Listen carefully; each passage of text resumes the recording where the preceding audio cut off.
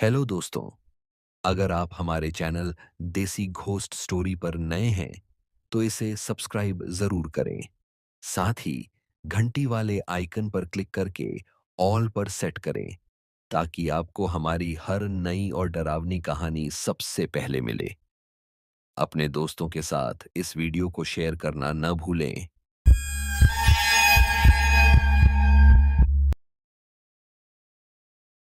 बिहार के सुदूर दक्षिणी हिस्से में बसे उस सुंदर और शांतिप्रिय गांव का नाम अब कोई लेना नहीं चाहता। कभी वहां जीवन मुस्कुराता था, खेत लहराते थे और हवाओं में बांसुरी की मधुर तान बहा करती थी। लेकिन अब वह गांव एक डरावनी दास्तान बन चुका है, जिसका जिक्र करना लोग अपशगुन मानते हैं। सब कुछ सामान्य था। हर सुबह सूरज की पहली किरण के साथ गांव जागता और हर शाम चूल्हों की आंच में जीवन पकता। लेकिन फिर एक दिन एक बाइक पर सवार युवक और उसके पीछे बैठी एक लड़की वहां आ पहुंचे। उस दिन गांव की किस्मत ने करवट ली। उस युवक ने वहां आकर कुछ ऐसा कर दिया जो कभी नहीं होना चाहिए था। उसने बरसों से गहरी नींद में सोई एक प्राचीन डायन को फिर से जगा दिया। वह डायन जो समय की परतों में दफन हो चुकी थी, अब दोबारा सांस लेने लगी थी और हर सांस में वह मृत्यु का जहर घोल रही थी। गांव वाले अब ना जी रहे थे, न मर पा रहे थे। वे घुट घुट कर दिन काट रहे थे, मानो किसी अदृश्य श्राप में जकड़े हों। उनके चेहरों पर उम्मीद की आखिरी लौ भी बुझ चुकी थी, लेकिन दिल के किसी कोने में अब भी एक आस बाकी थी कि कोई आएगा, कोई उन्हें इस भयावह बंधन से मुक्त करेगा। पर क्या वाकई कोई आने वाला था, या फिर वे अपनी भयभीत और अधूरी जिंदगी से समझौता कर चुके थे? अब उस गांव की गलियों में जो सन्नाटा पसरा है वह अस्थाई नहीं, स्थायी बन चुका है। वहां के पेड़ आज भी सांस लेते हैं, मगर वह सांस अब हवा में जीवन नहीं, किसी अदृश्य मृत्यु की उपस्थिति भरती है। हर झोंका, हर सरसराहट जैसे किसी अतीत की चीख बनकर रह गई है।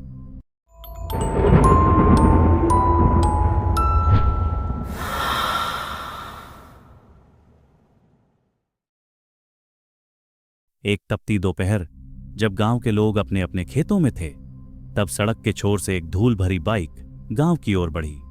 उस पर दो लोग सवार थे। एक युवक जिसकी आंखों में गहराई नहीं बल्कि खालीपन था।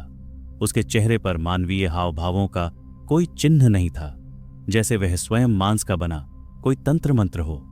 उसके पीछे बैठी एक युवती थी, डरी हुई, सहमी हुई। उसकी आंखों में एक गूंगी पुकार थी। वो किसी को कुछ कहना चाहती थी, लेकिन जैसे उसकी आत्मा ही जब्त कर ली गई हो। गांव के लोग उत्सुक थे, पर कोई पास नहीं गया। गांव की परंपरा थी कि जो अजनबी बहुत चुप हो उसे दूर से ही देखा जाए। युवक ने गांव के बाहर बने एक पुराने वीरान घर में डेरा डाला, जो वर्षों से बंद पड़ा था। शाम को वहां से धूप, कपूर और कुछ अजीब सी गंधें उठने लगीं, जैसे किसी पुराने व्रत या तांत्रिक अनुष्ठान की तैयारी हो रही हो। तीसरी रात अमावस्या की रात थी। आसमान में चांद नहीं था और पूरा गांव काले बादलों से ढका था। उसी रात श्मशान घाट के पास स्थित नदी के किनारे कुछ देखा गया, पर वो जो भी था सिर्फ हवा में मौजूद था। किसी ने अपने घर की खिड़की से झांक कर जो दृश्य देखा, उसने उसकी नींदें हमेशा के लिए छीन लीं। नदी के किनारे युवक ने 7 धूप दीप जलाए थे। सामने जमीन पर बनी एक त्रिकोणीय आकृति के केंद्र में युवती बैठी थी। उसकी आंखें बंद थीं, हाथ बंधे हुए थे और माथे पर पहले से सिंदूर की एक हल्की लकीर खिंची हुई थी। युवक ने उस पर सिंदूर भरा, पर यह सिंदूर सामान्य नहीं था। वो राख और रक्त से बना था।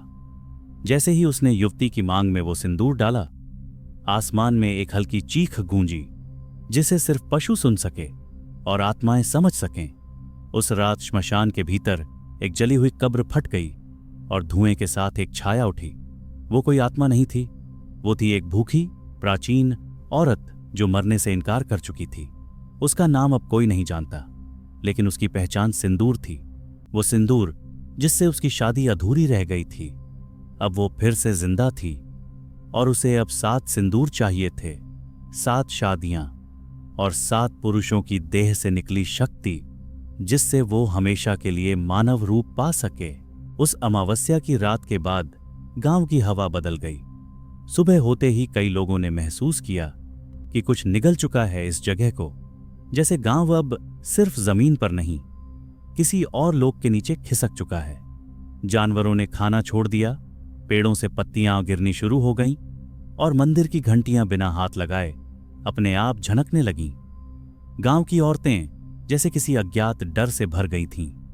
माथे की बिंदियां हटा दी गईं, मांगों में सिंदूर लगना बंद हो गया। लेकिन यह सब बहुत देर से हुआ था, क्योंकि उस रात जब पहली बार डायन ने सांस ली थी, एक आदमी पहले ही उसका शिकार बन चुका था।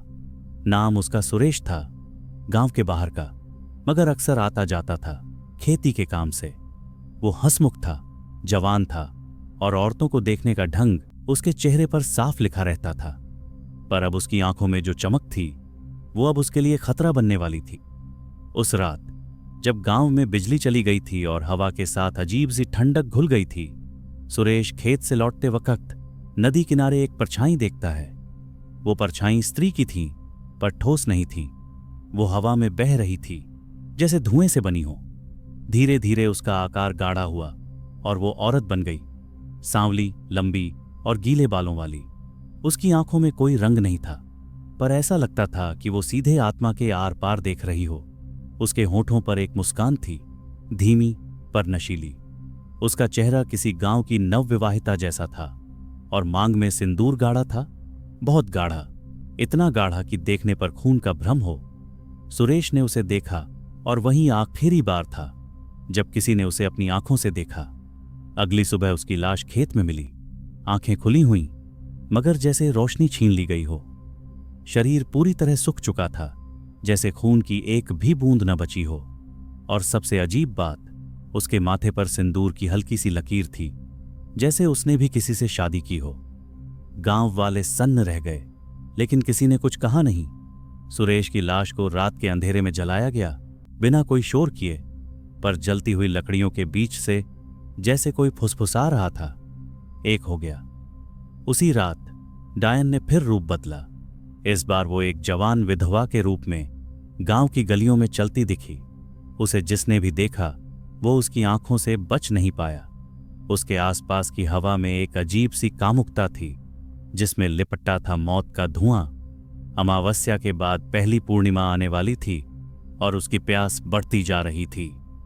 अब उसे चाहिए था दूसरा सिंदूर, दूसरा जीवन, जिसे चूस कर वो फिर से एक और रूप ले सके।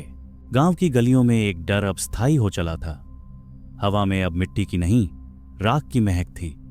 हर रात जब हवा करवट बदलती, लगता जैसे किसी ने लंबी सांस ली हो, पर यह सांस इंसानी नहीं थी। वो सांस जमीन से उठती थी और आकाश तक जाती थी, जैसे कोई भूखी आत्मा आहिस्ता आहिस्ता अपने अगले निवाले को महसूस कर रही हो। सुरेश की मौत के बाद गांव की औरतें चुप थीं और मर्दों की हंसी अब धीमी पड़ गई थी। किसी ने खुलेआम कुछ नहीं कहा, मगर हर किसी को लगा कि कुछ असामान्य घट चुका है। मंदिर का पुजारी गांव छोड़ चुका था और जो बचा था वो था एक डर का साया जो हर दरवाजे की चौखट से अंदर झांकता था। इसी बीच गांव में एक शादी तय हुई। लड़का था बलराम, गांव के चौधरी का इकलौता बेटा, जिद्दी, घमंडी और अपनी मर्जी से जीने वाला। शहर से आई एक लड़की से उसकी शादी होने वाली थी। पूरा गांव शादी की तैयारियों में लगा था, लेकिन गांव की बुजुर्ग औरतें कुछ अनजानी आहटें सुन रही थीं, जैसे किसी की परछाई बार बार शादी वाले घर की छत पर चक्कर काट रही हो। शादी की रात आई, ढोल, मंजीरे और शहनाई की धुनें हवा में तैर रही थीं, लेकिन उनमें एक और आवाज घुली हुई थी, एक धीमी फुसफुसाती हुई सांस जो हर सिंदूर की डिब्बी को खींचती जा रही थी। शादी के बाद जब दुल्हन को कमरे में ले जाया गया, बलराम ने दरवाजा बंद किया। अगली सुबह जब दरवाजा नहीं खुला, सबने जोर लगाया। कमरा खुला, लेकिन अंदर कुछ भी वैसा नहीं था जैसा होना चाहिए था। बलराम की लाश पलंग पर पड़ी थी। आंखें खुली, लेकिन उनमें जीवन नहीं था और उसके माथे पर एक साफ लाल सिंदूर की रेखा खींची हुई थी, एकदम ताजी, एकदम चमकदार। दुल्हन गायब थी, कोई निशान नहीं, कोई कपड़ा नहीं, कुछ नहीं, जैसे वो कभी थी ही नहीं। लेकिन गांव की एक बूढ़ी औरत ने एक चीज देखी। दरवाजे के कोने पर खून से लिखा एक शब्द, दूसरा। उसी रात गांव की नदी में एक महिला दिखी, भीगे हुए बाल, लाल साड़ी और गाढ़ा सिंदूर। पर जैसे ही किसी ने पास जाने की कोशिश की, वो महिला धुएं में बदल गई। अब गांव जान गया था, ये कोई आम मौतें नहीं थीं, ये कोई आम शादी नहीं थी। वो डायन अब 2 शादियां कर चुकी थी। उसकी मांग अब और भी लहूलुहान हो चुकी थी और उसकी चाल में अब पहले से ज्यादा नशा था। हर आदमी उसकी तरफ खींचता चला जा रहा था, जैसे कोई शक्तिशाली मोहिनी मंत्र पूरे गांव पर फैला हुआ हो। और हर अमावस्या की रात को एक औरत विधवा होती रही, एक और लाश जलती रही और एक और चीख उस काले आकाश में समा जाती रही जिसे कोई सुन नहीं सकता था, सिवाय एक आदमी के जो अभी इस गांव की तरफ बढ़ रहा था। एक बाबा जो मरे हुए पुरुषों की चीखों से जिंदा था। गांव अब सिर्फ एक नाम था, अस्तित्व नहीं। हर गली, हर चौक, हर मंदिर और हर घर पर अब सन्नाटे का शासन था। समय जैसे ठहर चुका था। दिन भी अब उजाला नहीं लाते थे, बस कुछ घंटों की घुटन भरी शांति जो रात के भय की तैयारी करती थी। बलराम की रहस्यमयी मृत्यु के बाद किसी ने शादी का नाम तक नहीं लिया। गांव की स्त्रियां अब खुले सिर बाहर नहीं निकलतीं और पुरुष हर सुबह खुद को आईने में देखकर यह सुनिश्चित करते कि कहीं उनके माथे पर सिंदूर की छाया तो नहीं। मगर डर से बचा कोई नहीं, क्योंकि अब वो डायन केवल अमावस्या तक सीमित नहीं थी। अब वो हर रात किसी रूप में गांव में घूमती थी।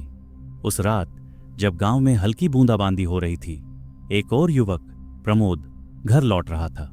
वह सीधा साधा लड़का था, खेतों से जुड़ा हुआ, मेहनती और अनजाने डर से बेखबर। लेकिन उसका दोष बस इतना था कि वह जवान था और उसकी मां ने हाल ही में उसके लिए एक विवाह प्रस्ताव को हां कहा था। उस रात प्रमोद के घर के पास एक महिला दिखी।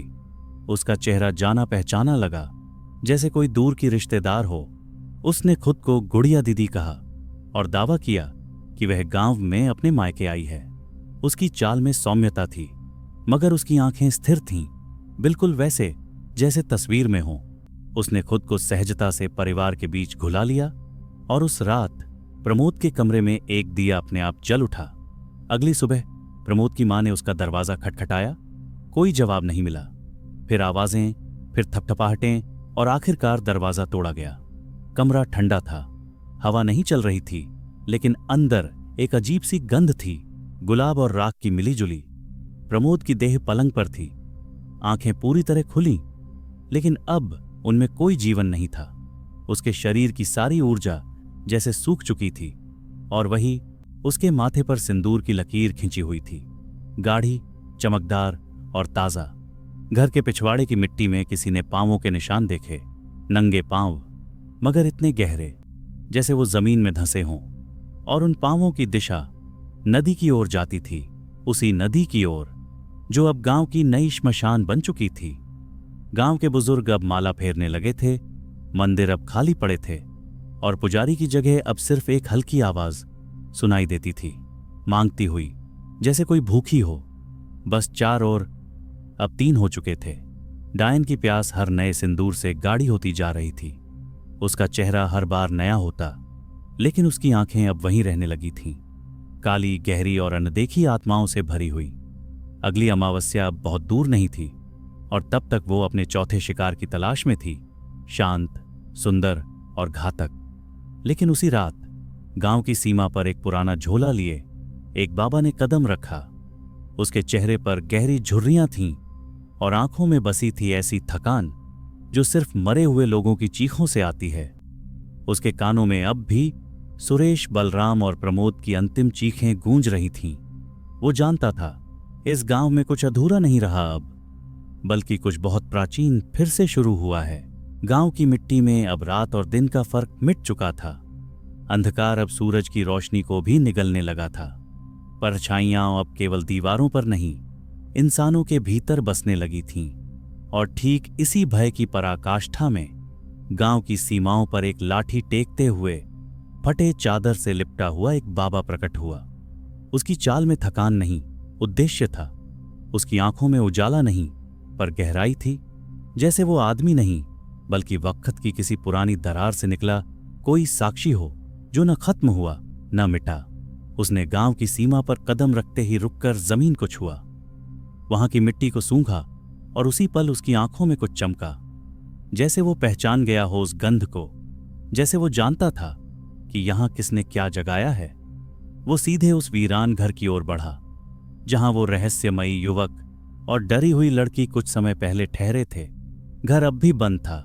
बाबा को उस घर के पास आते देख गांव के लोगों उनके पास आ गए, लेकिन दरवाजे के पास अब भी कुछ जली हुई धूप की राख पड़ी थी। बाबा ने अपनी थैली से एक तांबे का कटोरा निकाला, उसमें गंगा जल डाला और घर के चारों कोनों में छिड़का। जैसे ही पानी जमीन से टकराया, एक अजीब सी सिसकारी हवा में उठी, जैसे कोई सोई हुई शक्ति उसकी उपस्थिति से चिढ़ गई हो। बाबा ने गांव के चौपाल पर सभी को एकत्र किया तो वहां सन्नाटा गूंज रहा था। उन्होंने धीरे से पूछा, इस उजड़े घर में कौन आया था? कुछ क्षणों की खामोशी के बाद गांव की सबसे बुजुर्ग औरत ने कांपती आवाज में बताया, वहां एक युवक आया था, उसके साथ एक लड़की भी थी। उन्होंने गांव के एक वीरान घर में डेरा डाला था। किसी ने उन्हें कुछ नहीं कहा, लेकिन कुछ रातों बाद एक आदमी ने देखा कि वह युवक उसी लड़की को लेकर श्मशान में गया और फिर वहां किसी तंत्र क्रिया की तरह उसकी बलि दे दी। उस घटना के बाद गांव में मौत का तांडव शुरू हो गया। हर अमावस्या को एक आदमी लापता होने लगा और अब जैसे कोई अज्ञात शक्ति धीरे धीरे हर घर की चौखट छू रही थी। बाबा ने सबकी बातें सुनी। उनका चेहरा शांत था, पर भीतर एक हलचल थी। उन्होंने हाथ जोड़ते हुए सभी से कहा, डरो मत, मैं इसी मुसीबत को खत्म करने आया हूं। परंतु यह युवक कौन था और उसने क्या जगाया, ये बात अभी रहस्य है। जब तक मुझे ये झात नहीं होता, मैं तंत्र से उसे बांध नहीं सकता। बाबा ने सभी को घर लौटने को कहा, लेकिन जब लोग चले गए, बाबा वहीं बैठे रहे, अंधेरे में, अकेले, लेकिन अडिग। अगली रात उन्होंने अपने झोले से प्राचीन तांत्रिक सामग्री निकाली। काले वस्त्र पहनकर वे श्मशान की ओर चले। वहां पीपल के नीचे उन्होंने एक चक्र बनाया, राख और रक्त से। उसके मध्य में उन्होंने एक नरमुंड रखा, जिसके मस्तिष्क के ऊपर गंधक से एक मंत्र लिखा गया। तंत्र की रेखाएं लाल धागे से जोड़ दी गईं। पास ही एक कटोरे में ताजा मुर्गे का रक्त रखा गया और एक काला मुर्गा बलि के लिए तैयार था। वातावरण पूरी तरह स्थिर था, हवा तक नहीं चल रही थी। बाबा ने अपने हाथ उठाए और ताली बजाई, एक नहीं 3 बार। उसके बाद एक तेज गूंज श्मशान में फैली। उसी क्षण बाबा की आंखों के सामने धुएं का एक कुंडल सा उठा और उसमें से एक विकराल प्रेत प्रकट हुआ। वह प्रेत कांप रहा था, जैसे उसे बाबा की शक्ति का पहले से आभास हो। वह बाबा के सामने झुका और जैसे किसी अदृश्य वचन का पालन करते हुए वह रक्त और मुर्गे का भोग स्वीकार करता है। बाबा अब जानना चाहते थे कि यह सारा उत्पात किसका था। उन्होंने प्रेत से पूछा, कौन था वह युवक, क्यों आई थी वह लड़की और किसे जगाया गया था? प्रेत ने सब कुछ कहना शुरू किया। उसने बताया कि वह युवक, जिसका नाम मानव था, एक प्रेमी था। उसकी पत्नी तन्वी की मृत्यु ने उसे पागल बना दिया था। वह उसे वापस पाना चाहता था, किसी भी कीमत पर। प्राचीन तंत्र विद्या में गहरी डुबकी लगाकर उसने एक ऐसी विद्या खोजी जो मृत को लौटा सकती थी, लेकिन उसकी शर्तें थीं। उस प्रेम में अंधे युवक ने शर्तें नहीं पढ़ीं। उसने एक लड़की को वशीकरण कर गांव लाया और अमावस्या की रात श्मशान में उसका तांत्रिक विवाह कर उसकी बलि दी। पर वह लड़की कुंवारी नहीं थी और यही उसकी सबसे बड़ी भूल थी। उस बलि से तंत्र टूटा नहीं, बल्कि बिगड़ गया। जिसे जगाने की प्रक्रिया थी, वह रोकना अब असंभव था। और इस तरह जागी रूप मंजरी, वह डायन, जो अब 7 पुरुषों की आत्माओं से अपने स्वरूप को स्थायी बनाना चाहती थी। बाबा ने सब सुन लिया। अब उन्हें सब स्पष्ट हो गया था। अब उन्हें रूप मंजरी को वापस उसी गर्त में भेजना था जहां से वह आई थी। रात उतर रही थी। गांव फिर से ठंडा होने लगा था। बाबा ने मंदिर के पीछे एक टूटी हुई झोपड़ी में आसरा लिया। वो जानता था कि आज रात उसे नींद नहीं आएगी और शायद अब कभी भी नहीं। उसने अग्नि जलाई और उसमें कुछ जड़ी बूटियां डालीं। धुआं उठने लगा और उसमें उसने देखे 3 चेहरों को, सुरेश, बलराम और प्रमोद। तीनों की आत्माएं अब भी किसी अंधेरी जगह में लटकी हुई थीं। बिना गति, बिना शांति। फिर बाबा ने आंखें बंद कीं और वही हुआ जिसका उसे इंतजार था। झोपड़ी के बाहर एक स्त्री की परछाई दिखाई दी, धीमी चाल, नंगे पांव और हवा में लहराते भीगे बाल। वो कोई सामान्य औरत नहीं थी, वो उसकी तलाश में आई थी। उसकी चाल में अब डराने की कोशिश नहीं थी, अब उसमें एक चेतावनी थी, जैसे वो कह रही हो, मुझे रोकना मत, मैं अधूरी हूं और अधूरी इच्छाएं मरती नहीं। बाबा ने झोपड़ी से बाहर झांका और उसकी आंखें स्थिर हो गईं। वो जान गया था कि अब समय आ गया है डायन को रोकने का। रात के तीसरे पहर, जब गांव पूरी तरह सो रहा था, बाबा ने एक लकड़ी की थाली में मिट्टी से कुछ रेखाएं खींची। उनमें से एक रेखा लाल हो गई, जैसे खून से लिखी गई हो, और फिर उस पर धीरे धीरे उभरने लगा एक शब्द, रक्त विवाह। बाबा जान गया था कि यह कोई साधारण डायन नहीं, बल्कि तंत्र के सबसे गहरे अंश से जन्मी एक शक्ति थी, जिसे एक इंसान ने अपने स्वार्थ के लिए फिर से जगाया था। और अब उसे पूरी करनी थी 7 पिशाच विवाहों की श्रृंखला, ताकि वो इंसान बन सके और फिर से अपने अधूरे जीवन को पूर्ण कर सके। लेकिन उसके रास्ते में अब बाबा था, और बाबा जानता था कि अगले शिकार से पहले उसे एक कड़ी तोड़नी होगी। एक ऐसा कदम उठाना होगा जो या तो गांव को बचा लेगा या उसे हमेशा के लिए खा जाएगा। गांव में अब भय एक आदत बन चुका था, लेकिन नरेश, जो हाल ही में बाहर से लौटा था, अभी इस डर से पूरी तरह वाकिफ नहीं था। उसके लिए गांव अब भी वैसा ही था, चिरपरिचित, शांत और सादा। पर वो नहीं जानता था कि जिस गांव की मिट्टी में अब सिंदूर की गंध बस गई हो, वहां की शांति झूठ से ज्यादा कुछ नहीं। एक दोपहर, जब नरेश कुएं से पानी भरकर लौट रहा था, तभी उसने देखा मंदिर के पास एक बूढ़ा आदमी झरझर कपड़ों में उसे लगातार देख रहा था। वो बाबा था। बाबा की आंखें गहरी थीं, जैसे वो नरेश के भीतर तक झांक चुकी हों, लेकिन उसके चेहरे पर डर नहीं, चेतावनी थी। नरेश ने अनदेखा किया, लेकिन जैसे ही वह घर के भीतर दाखिल हुआ, पीछे से बाबा की लाठी की आहट उसके दरवाजे तक आ पहुंची।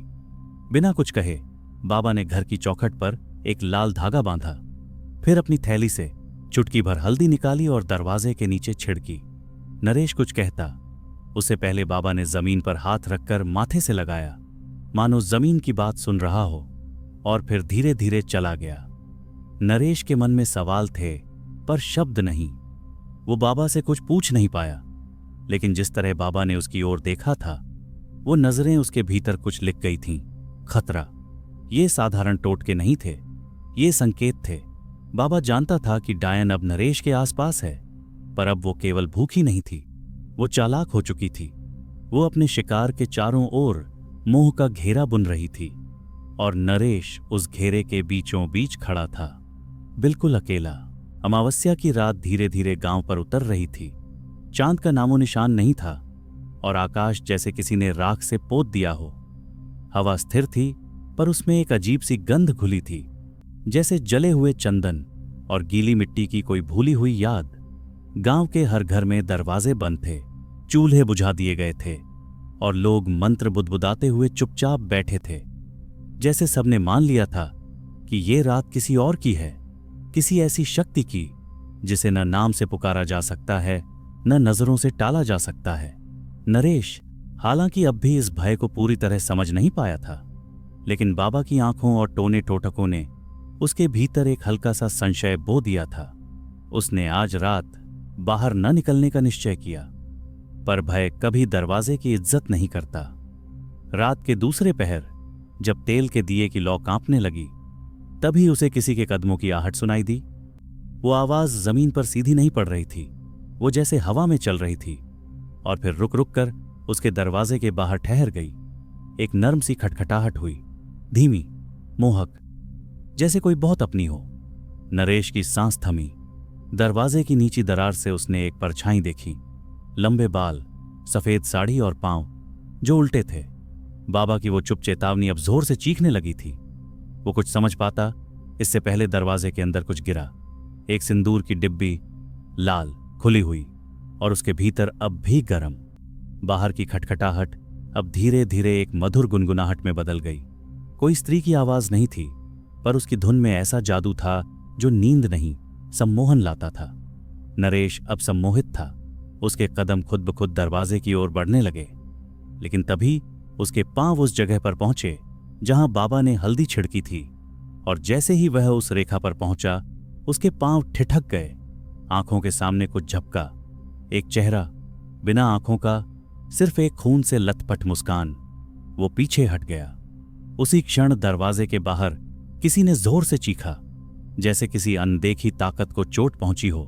बाबा, जो अब भी मंदिर के पीछे अपनी साधना में बैठा था, तुरंत जाग गया। उसके सामने धुआं गाढ़ा हुआ और उसमें नरेश का चेहरा उभरा। उसे पता था डायन ने आज अपने चौथे शिकार में बाधा महसूस की है।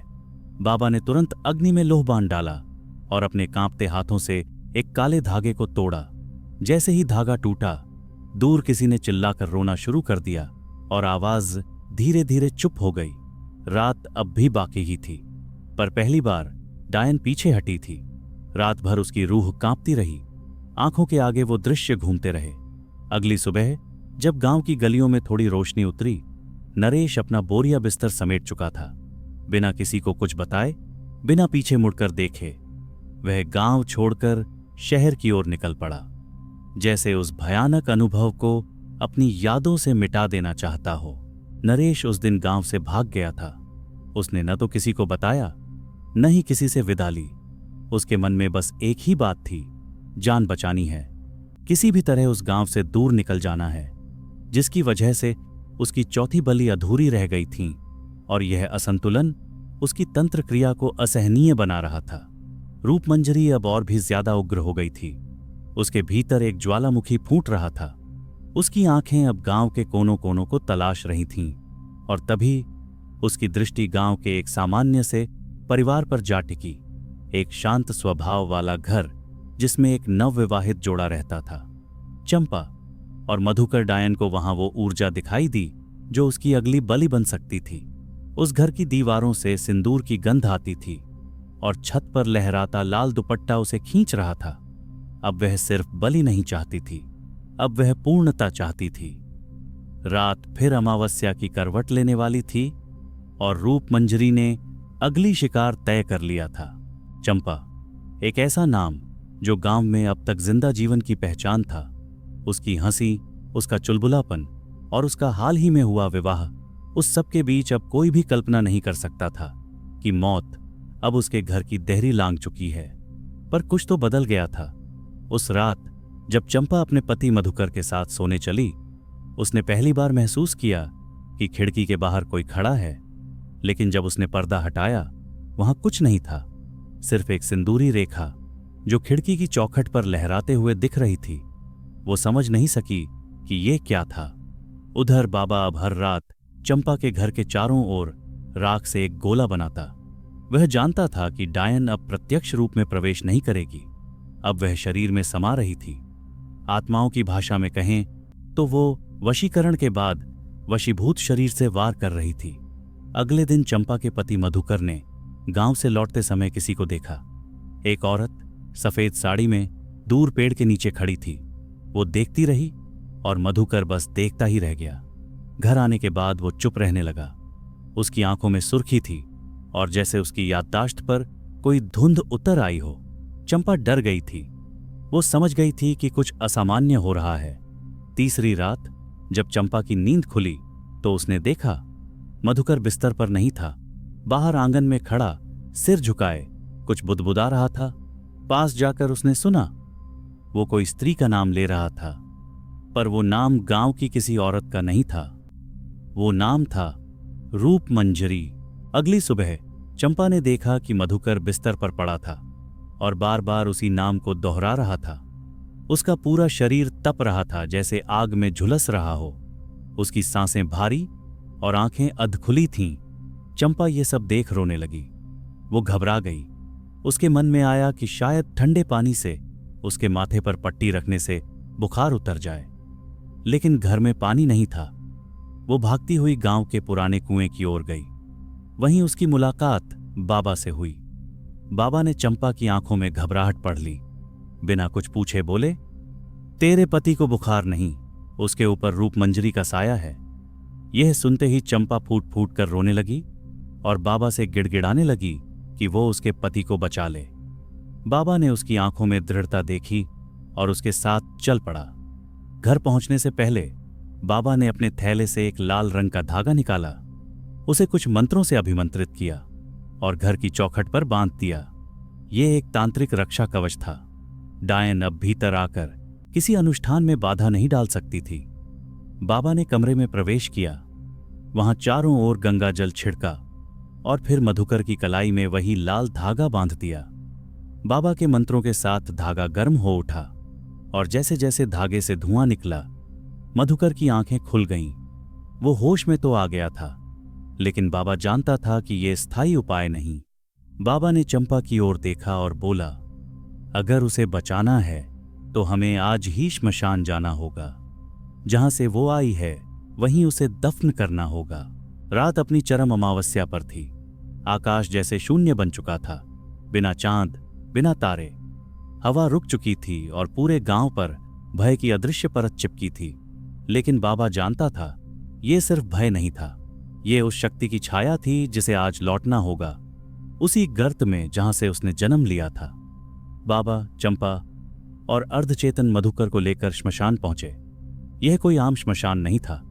यह वही स्थान था जहां रूपमंजरी को काले तंत्र से जागृत किया गया था, जहां नदी की धाराएं आज भी राख की तरह सूखी और काली थीं और चारों ओर केवल बुझी चिताओं की स्मृति थी। बाबा ने अपने कमंडल से गंगा जल निकाला और चारों दिशाओं में छिड़कते हुए 4 यम रेखाएं खींची। फिर काले आसन पर बैठकर उसने अपने सामने एक त्रिकोण आकृति बनाई, जिसमें 7 गंडक नदी की मिट्टी से उकेरे गए काले शिवलिंग रखे। इन शिवलिंगों को वाम मार्ग तंत्र का प्रतीक माना जाता है, जहां शिव के रौद्र रूप को उस शक्ति से जोड़ा जाता है जिसे बांधना असंभव होता है। बाबा ने अग्निकुंड जलाया, जिसमें आम की लकड़ियों के साथ जल रही थीं श्मशान की हड्डियां, शव की राख और पके नींबू, जिनमें तांत्रिक मंत्र फूंके गए थे। अग्नि की ज्वाला नीली हो गई और तभी आकाश की दिशा बदल गई। पूर्व से उठी हवा ने दक्षिण की ओर झपट्टा मारा और श्मशान के द्वार पर एक लंबा विकृत साया खड़ा हो गया। उसके केश गुत्थम गुत्था थे, आंखों से धुआं निकल रहा था और उसकी मांग में सिंदूर का एक ताजा लहू सा धब्बा चमक रहा था। रूपमंजरी अब सामने थी, पर वह अकेली नहीं आई थी। उसके पीछे उन 3 वरों की छायाएं थीं, जिनके साथ वह पहले सुहाग रात मना चुकी थी और जिनकी आत्माएं अब उसकी रक्षा में खड़ी थीं। बाबा ने मंत्रोच्चारण तेज कर दिया। उसके हर शब्द के साथ अग्निकुंड भभकता जा रहा था। उसने त्रिशूल निकाला, उस पर हल्दी, रोली और तांत्रिक सिंदूर लगाया और उसे अग्निकुंड में घुमाते हुए उच्चारण किया। एक मंत्र रूप मंजरी दहाड़ने लगी। उसकी देह हवा में घुलने लगी, पर वह मधुकर को मरकर सिंदूर पाने से बस 1 कदम दूर थी। चौथा वर मधुकर उसके सामने था।